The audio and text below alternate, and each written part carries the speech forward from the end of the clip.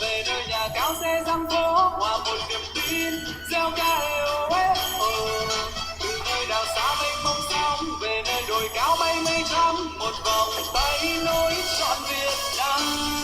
bao la đất trời quê hương xanh thời về tay con năm mai cười trong mắt bao nhiêu con người chung tay xây đời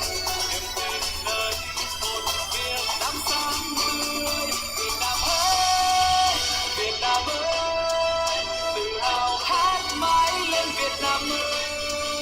Việt Nam ơi Việt Nam ơi tự hào hát mãi lên Việt Nam ơi từ nơi đồng xanh có mương lúa về nơi nhà cao xe răng phố hòa một niềm tin gieo ca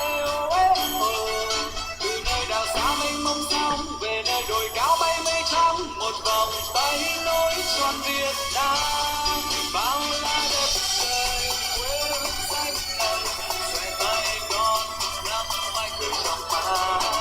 bao nhiêu con người chung tay xây đời niềm tin nơi một Việt Nam sáng tươi Việt Nam hey, Việt Nam ơi, tự hào hát mãi lên Việt Nam ơi, Việt Nam hey, Việt Nam ơi, tự hào hát mãi lên Việt Nam ơi.